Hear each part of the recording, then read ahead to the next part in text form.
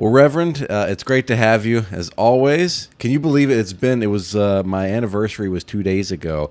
You married my wife Laura and I 2 days or a year ago, this past Monday. And are you still able to perform ceremonies and weddings and things that men of the cloth perform? Well, as a matter of fact, Ricky, and by the way, congratulations. 1 year is a long time to be married. Let me just throw that out there. But that's what they tell me. Yeah, believe me. But I'm actually researching baptisms now because we know that your family will be expanding. So, yes, still qualified in my 1995. I got the card. I can get on the New York City subway for free if I so choose. I can park in the clergy spots at the hospital. So, yeah, I'm still card-carrying member and Rev Kev for hire. I'll be busy for the next 7 months or so, but next off season, let me know. I'm around. Okay, all right, good. Well, the baby's coming sometime May or June, so get the I don't know. You bring like a bowl. You just get like a salad bowl and put some water in it, or what? Yeah, we'll figure it out. Okay, some hose water, out the back porch.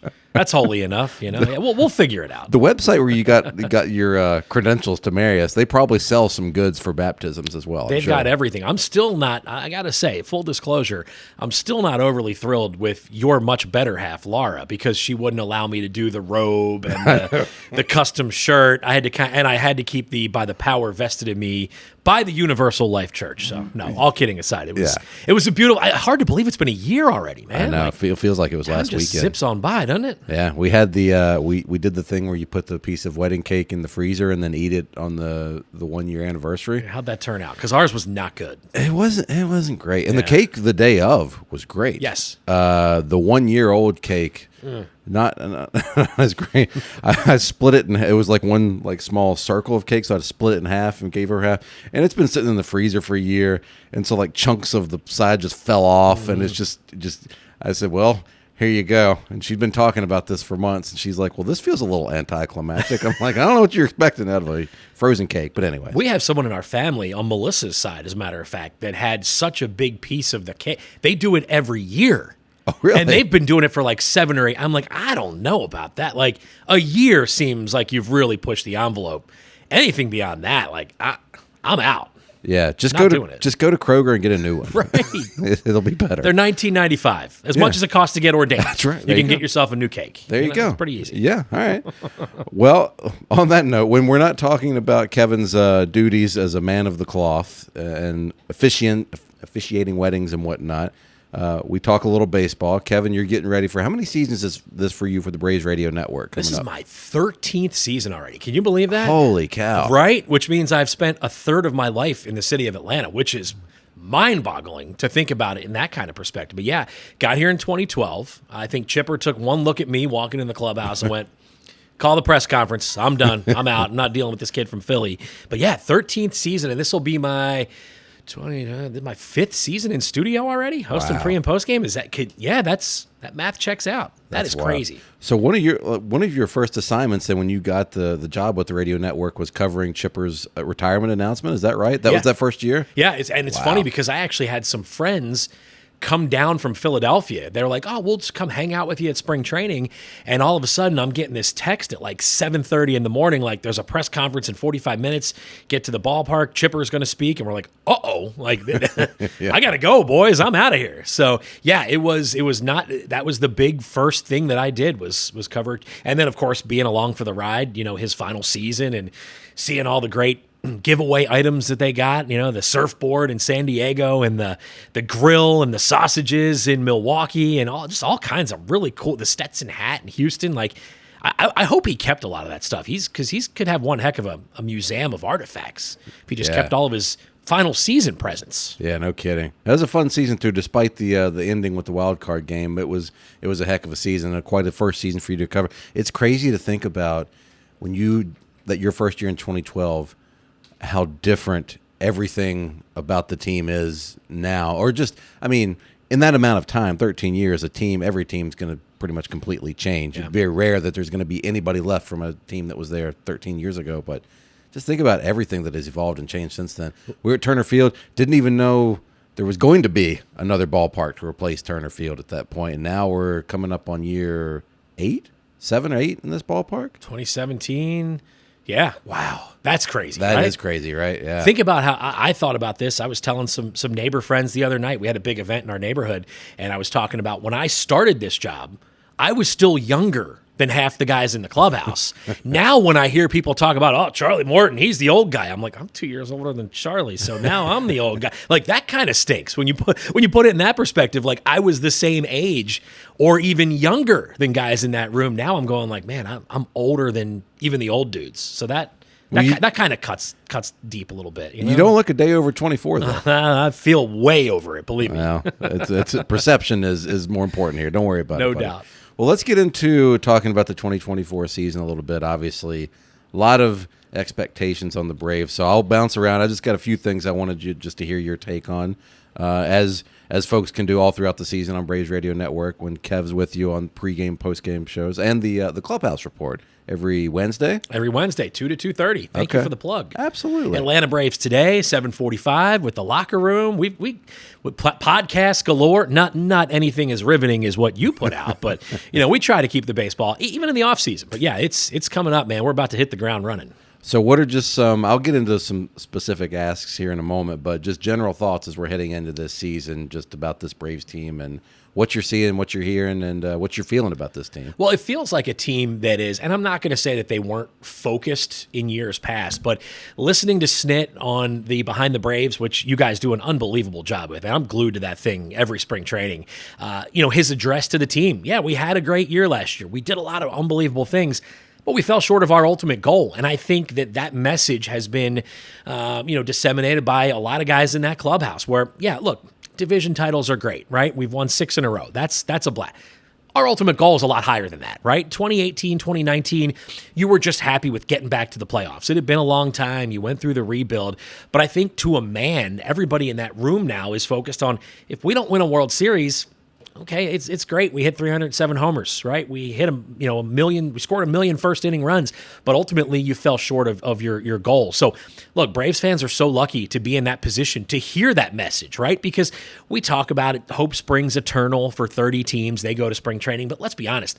It's like 8 to 10 teams realistically have a shot to do something special every single year. You're hearing that messaging now from this team where, okay, yeah, winning a division title would be great. Getting a few extra days off is fine, but they want to win a World Series. They know their window of opportunity is wide open. I think Alex has done such a great job with putting together a group that can not only win now, but next year, 5 years from now, and hopefully a lot longer than that. That's rare in this game where, you don't see that. I go back to the Nationals of 2019 where it looked like they were going to be the team for the next decade. And very quickly that thing fell apart on them.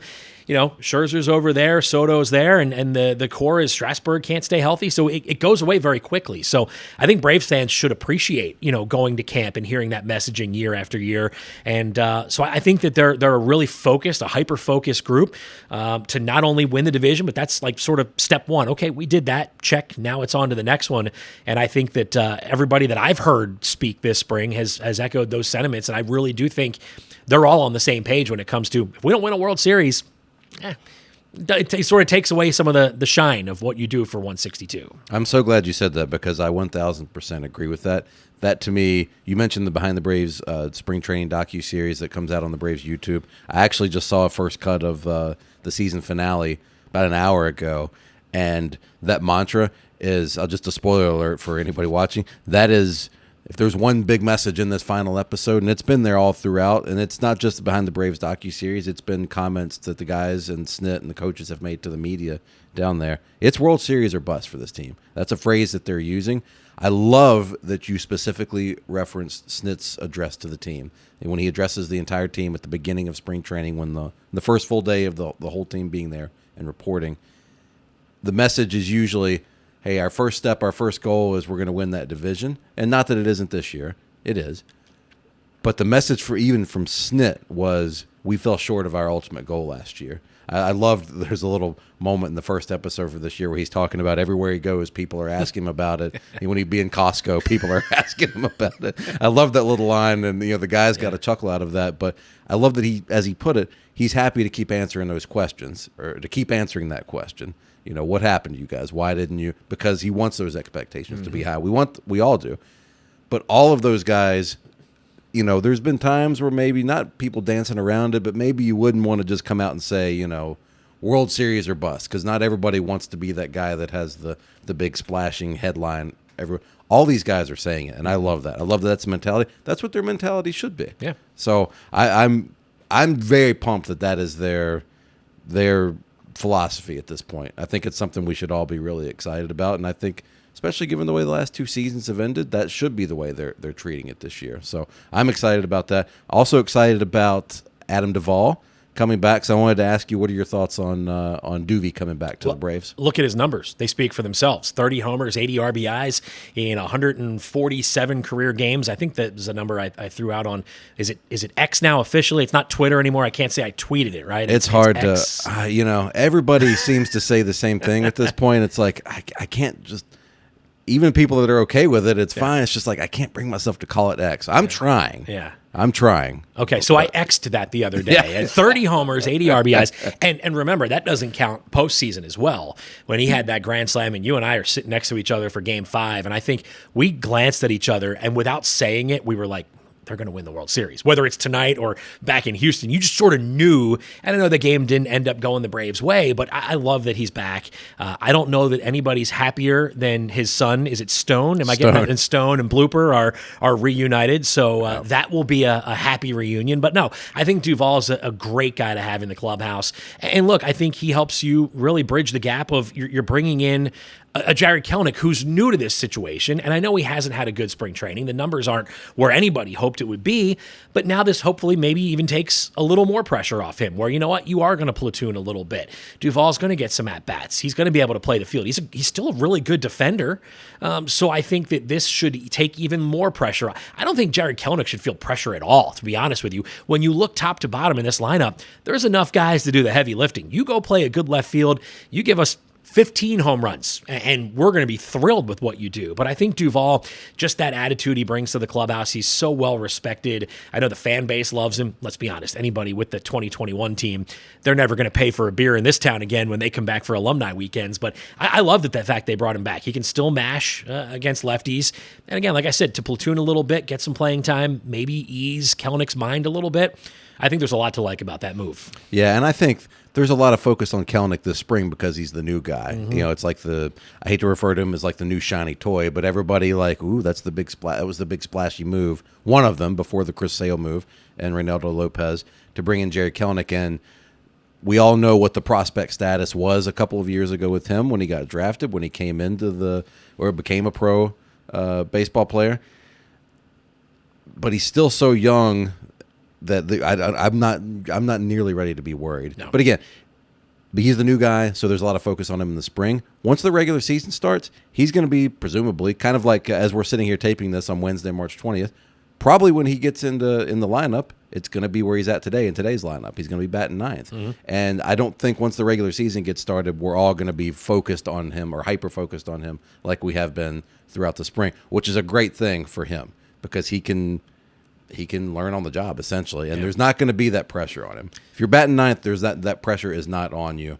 It's a great spot for him to be in. So I'm not concerned about him at all. We meaning me and producer Victoria here, we got to interview him at Braves Fest, and I think both of us came away from it just going, all right, this guy, we like him, we liked his personality, liked his attitude, and I think he's going to fit in really well here. I think this ballpark suits his game really, really well. So I'm not worried at all about him, what we see in the spring. I'm excited to see what he does once the regular season starts. Look, if he goes down and wins a Grapefruit League batting title but hits $175 during the season, does anybody really care? No, of course not. I will say one thing that my partner Chris Domino pointed out, pulled up some film from Kelenic last year with Seattle and this year with the Braves, and the hands are a lot different position. Think about what the Braves did with Ronald when they lowered his hand position.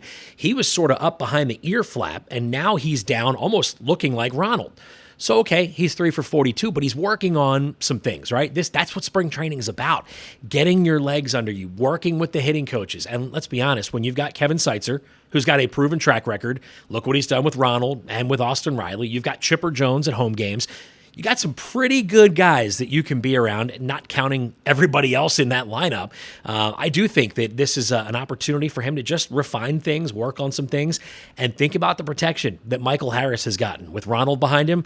Now Jared Kelnick's going to be in that position. I think his numbers will certainly really benefit from that. So like I said, you win a Grapefruit League batting title or ERA title, or you have the most wins in spring training.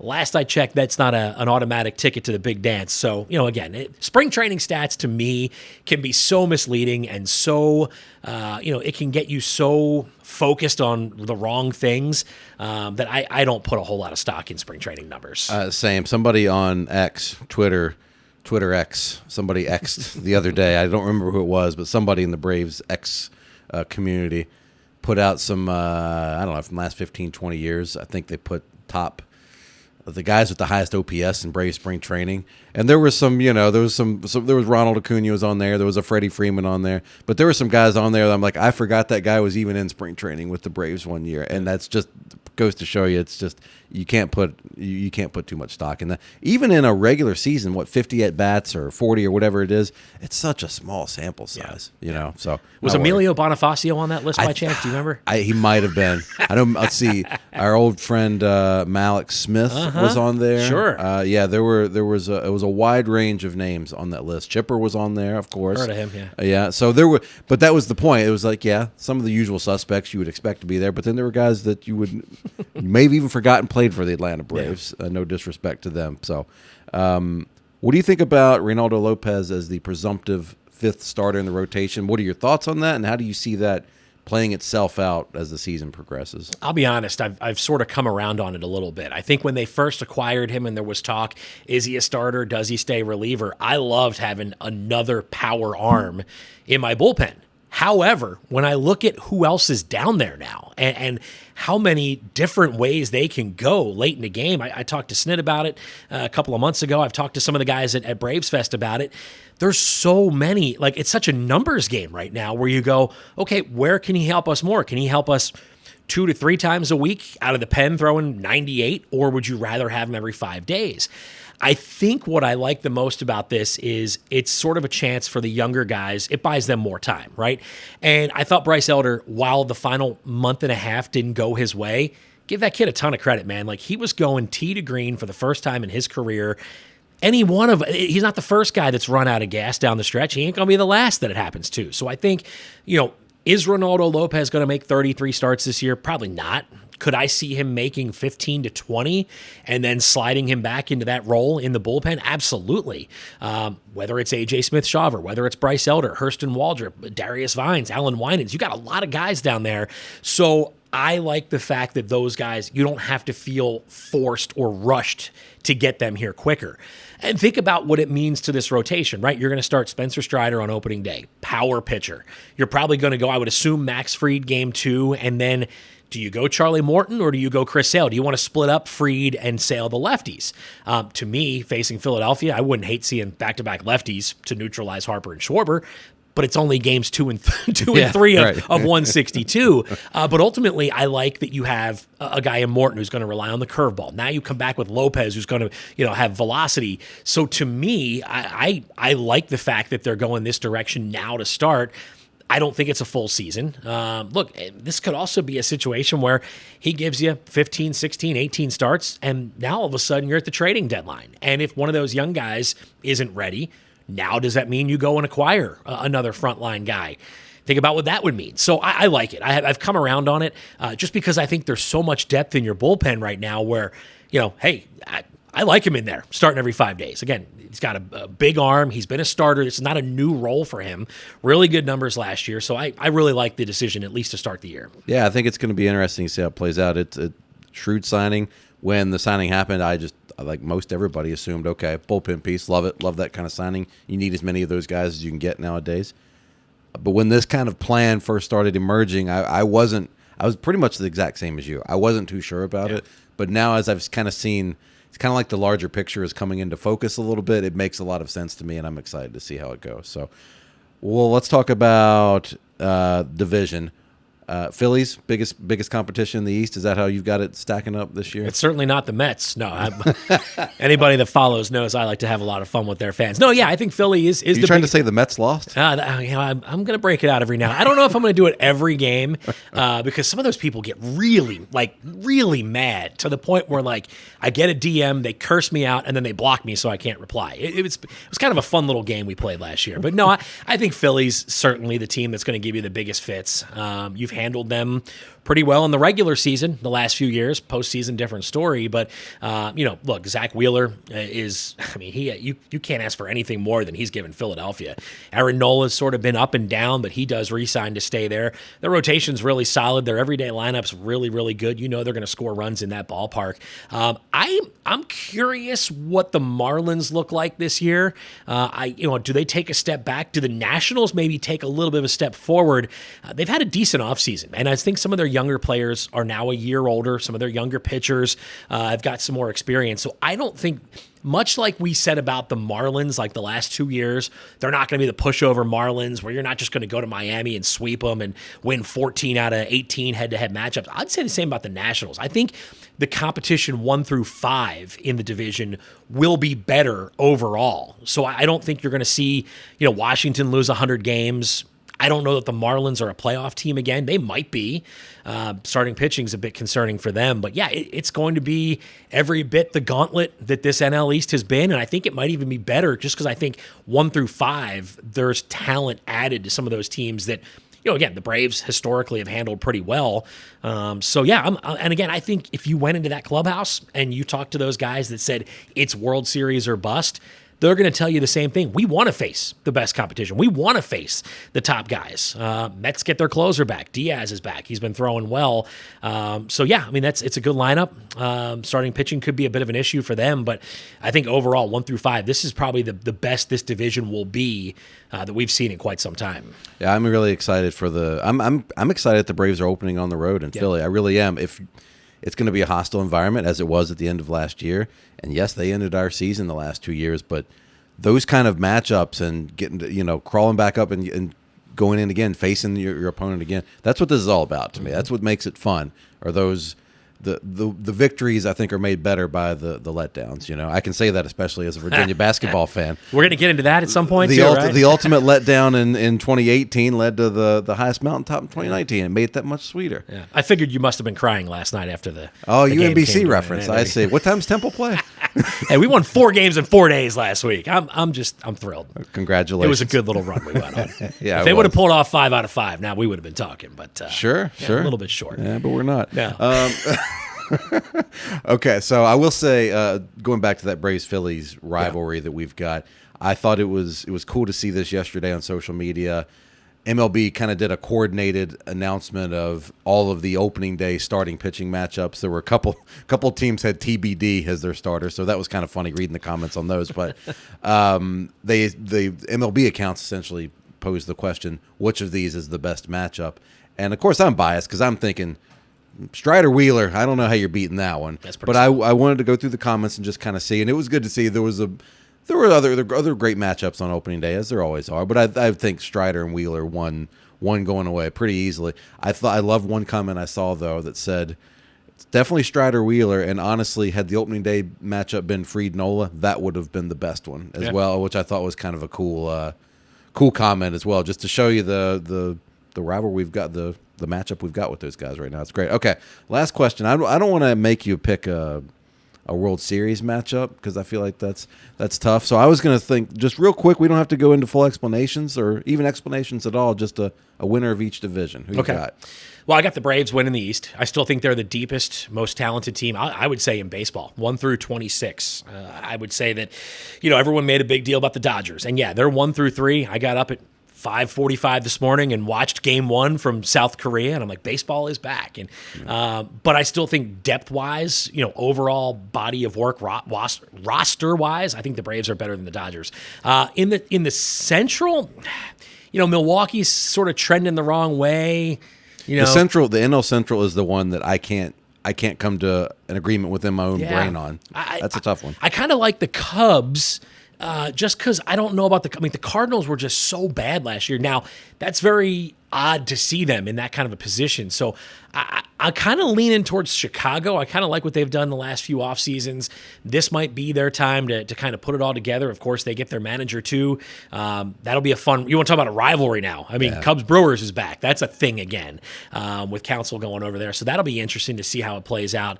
Out west, it's hard to go against the Dodgers. I mean, it really is. I don't think I'm playing the favorite on that. That's the 1-9 dead favorite horse that you're watching at the track. I don't think anybody's going to be surprised by that. No, and we're 3 for 3. Those are the 3 I've picked too. I don't even know why I've got the Cubs in the Central. I'm not, as I said, I'm still not. I'm a little torn if I'm making my picks. Right now, as if we're sitting here March 20th, I'd go Cubs in the Central and Dodgers in the West, just like you. So yeah, I kind of like the Orioles too in the East, in the American. I mean, they're such a fun team to watch, man. They're so young. They got so much talent that's made such an immediate impact. It's hard to go against what Baltimore did unless you look at Tampa and just go, well, they seem to figure out a way every year. And of course, our post game show producer Stu is diehard Orioles, so he's very excited. I think the power rankings are Braves are 1 and Orioles are 3 and 4. So he's very, very excited about the season that could be for both of his teams.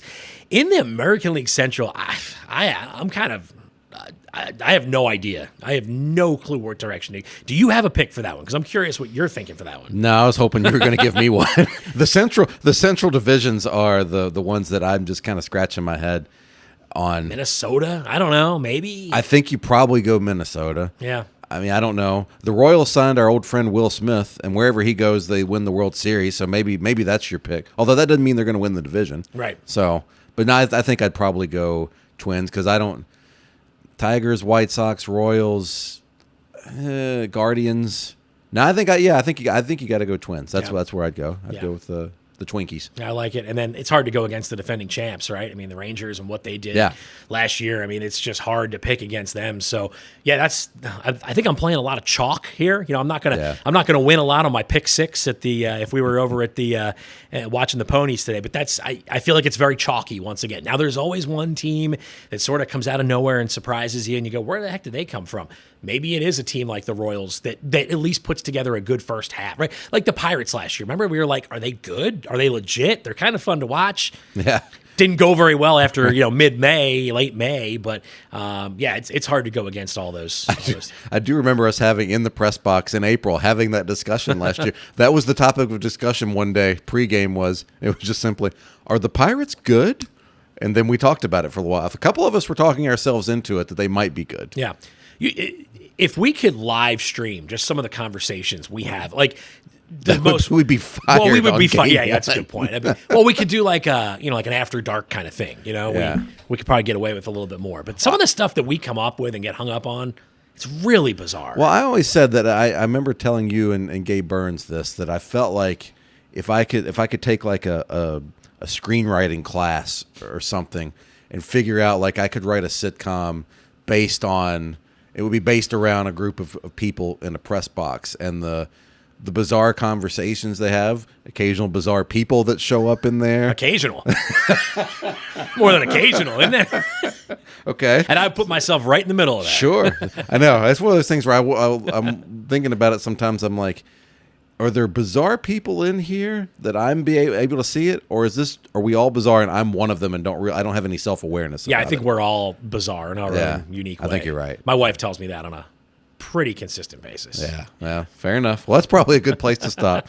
Well, Kev, as always, thank you for taking the time. Look forward to hearing you on the Clubhouse Report today and every Wednesday on 680 The Fan and on the pregame, postgame shows all year long on Braves Radio Network. Yeah, we're kicking it off Sunday, by the way. We're doing our little dry run. There's nothing like a pregame show, a 75-minute pregame show for a spring training game. We're going to tell you everything you need to know about every single player on both rosters, Braves and Red Sox, this Sunday. I love that. You and Chris Domino? Me and Domino, yeah. Okay. See if we still remember how to do it. I think you'll pick it up. Push the buttons, turn the mic on, off, make sure we don't say anything stupid. Okay. It's easier said than done sometimes. Yes. Well, looking forward to it, buddy. As always, thank you for the time. And, we'll see you soon. Sounds good, Ricky. Thanks, bud.